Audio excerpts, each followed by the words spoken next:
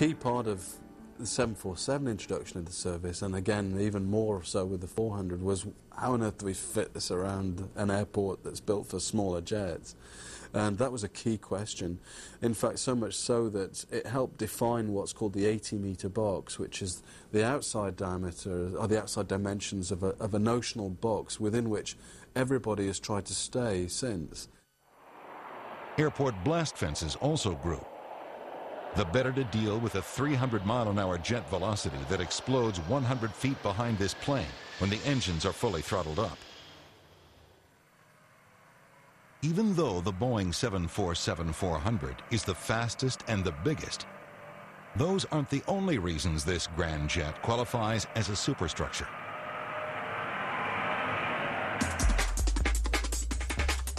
It takes a city's worth of people, more than 6 million parts, and the world's biggest building to build the world's biggest jet. From hand riveting to the handshake of final delivery to a customer. Thank you very much. The process by which the Boeing 747 is built is as mind-boggling as seeing the final product take to the skies.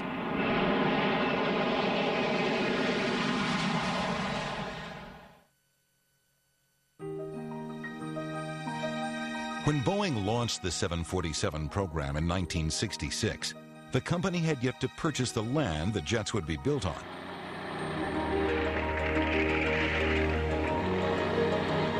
The company finally selected a 773-acre site in Everett, Washington. The record-breaking jet was built just steps behind the record-breaking building that housed it.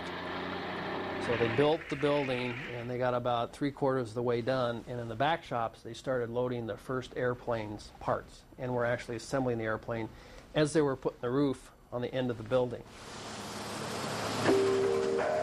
Today, the building where Boeing built its wide-body jets sprawls over 98 acres.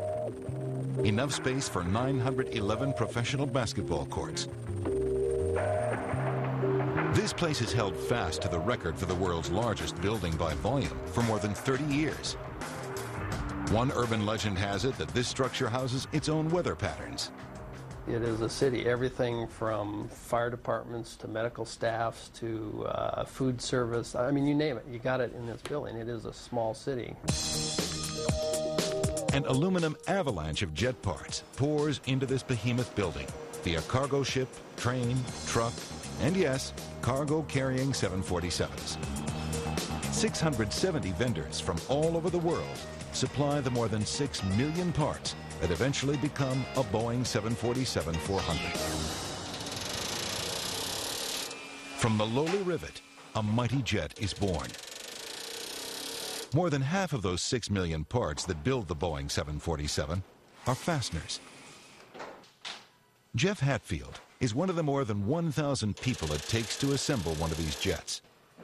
Working on the biggest commercial airliner in the world is a source of pride for him. You know, it's neat.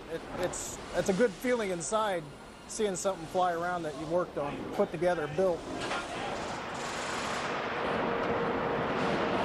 In fact, there's an element of pride in this entire population of factory workers whose job is to transform parts on pallets into jumbo jets.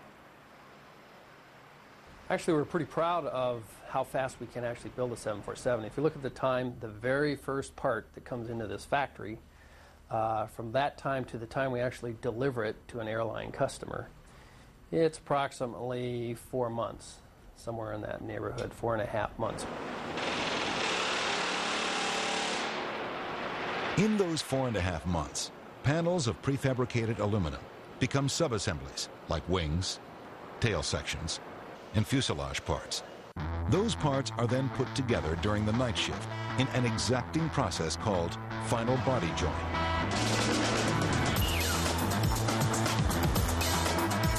We like to tell everybody this is the first time it actually becomes a real airplane. Until now, it's just pieces. So the front end, the middle, with the wings attached, and the back end, those 3 major sections all come into what we call final body joint. The final body joint couldn't happen. Indeed, the jet couldn't be built without this highway in the sky. 31 miles of crane tracks, 9 stories above the factory floor. 149, Lenny. Any luck on that access stand? A network so big, it requires its own control tower. 10-4, cab 7, guy. Cab 7, we're 24, go ahead.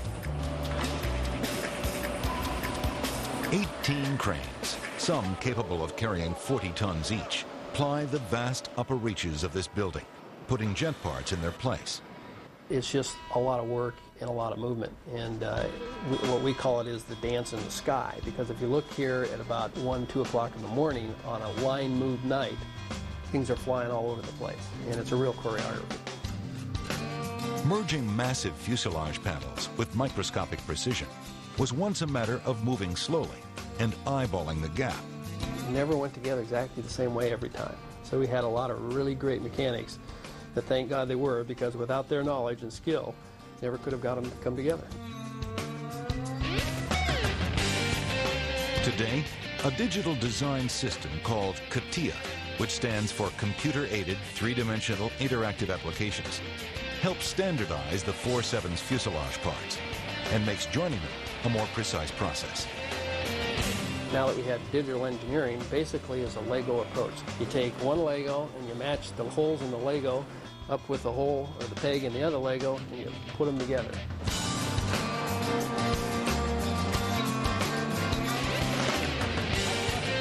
Getting the final body joint right is crucial. This is what determines how the airplane's going to fly. If we don't get the sections set straight, then we have all sorts of issues when it gets to the field about setting trim on the horizontal and vertical stabilizers. This is the point where the jet begins to look like what was ordered. In this case, a passenger carrier for Lufthansa. After the final body joint, this jumbo will move to the first of 3 slant positions, where workers attach and test internal systems, replace 14,000-pound cement blocks with actual engines, and add other final touches prior to painting. Boeing began experimenting at the end of 2001 with building the 747-400 on a moving line. They're hoping to make the process more efficient by having the jets move constantly at a rate of 1 foot per hour through the final stages of assembly. This is a huge, huge change in the build process. It's pretty radical for some of those that have been in the industry for a long time to see this happen.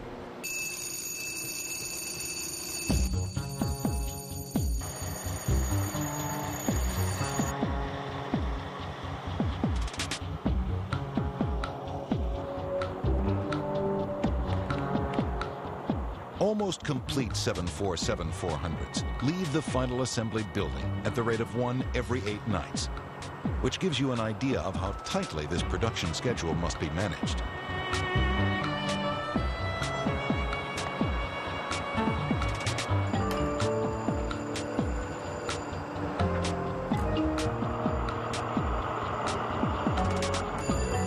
The jumbos are usually pulled from the assembly building and towed over to the paint building during the dead of night.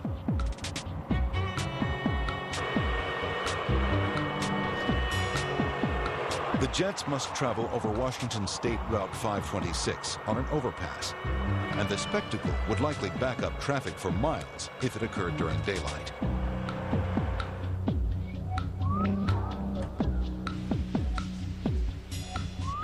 During the paint process, the 747 loses that green-tinted coating of protective vinyl and gains about 1,200 pounds of paint.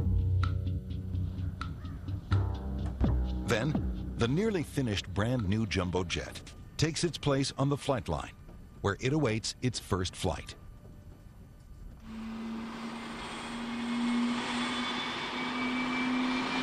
The first time this giant jet takes to the skies, it is flown by a Boeing test pilot.